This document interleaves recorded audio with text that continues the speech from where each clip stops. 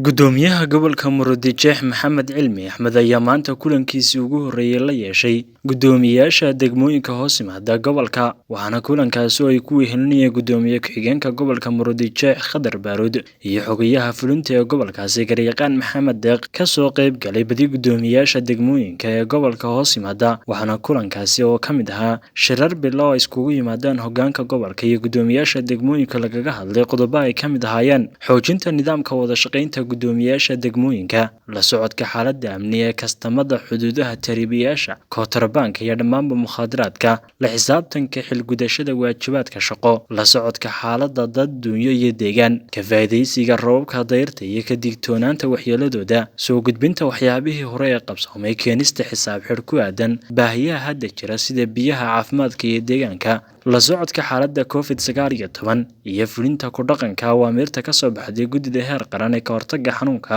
caqabadaha jira iyo sidii loogu gudbi lahaa qodobada kale ee shirka lagaga hadlay ayaa waxaa ka mid ahaa dhibaatooyinka muranka beeraha iyo dhulka ee cusub sidii wax looga qaban lahaa waana kan gudoomiyaha degmada Cadaadle ahna afayeenka gudoomiyaasha degmooyinka ee gobolka Murudijeex Cumar Nuur oo faahfaahinaya ujeedka shirkan halka wax badan baa laga hadlay oo danta guud ahaan iyo gaar ahaan gobolka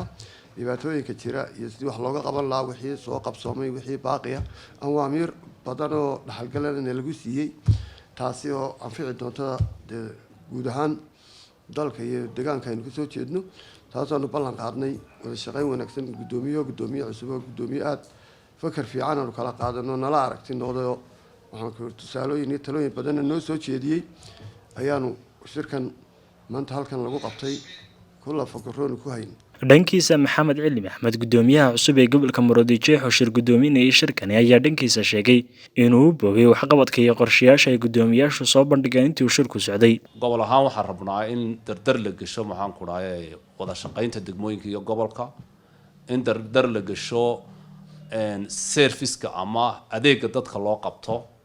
oo waxa weeyaan inkastoo ay jirto dhibaato dhaqaale xumo oo waxa weeyaan degmooyinka haysato oo aan capacity ayna lahayn ay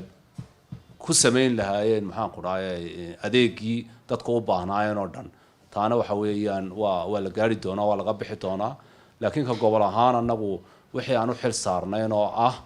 in degmooyinka iyo gobolku targetkooga ama focuska meelaha ay saarayaan inta aan ka soo sheekeeyay sidee aan u wada qaban lahayn nin walba waajibaadkiisa uga soo bixi lahaa nabadgelyada loo wada ilaalin lahaa loo wada shaqayn lahaa mar walba waxa weeyaan information sharing la wada sameyn lahaa ee xogaha la isweydaarsan lahaa intaasunbu ku koobnaa waana shir joogto ah sii socon doona mar walbana waxa weeyaan bishii 2 jeer la qaban doono degmooyinkuna inta badan waxay soo bandhigeen xogo badan oo waxa weeyaan muhiima oo iyagu laftoodu go'aamo badan iyo laga sameyn karo istiraatiijiyado fiican oo waxa weeyaan degmooyinkuna waxaad moodaa inay yar kala horumarsan yihiin waa la soo gaari doonaa xogahaas bay ahayd inta badan anagu ka gobol ahaan inta mas'uuliyadayada ee waxa weeyaan degmooyinkan kala shaqeyno waxa weeyaan waan fulin doonaa intii karaankayaga ah waxaan rabnaa in dardar cusub iyo dhiig cusub iyo istiraatiijiyad cusub la sameeyo sidii aan u gaari lahayn yoolkaan hiigsanayno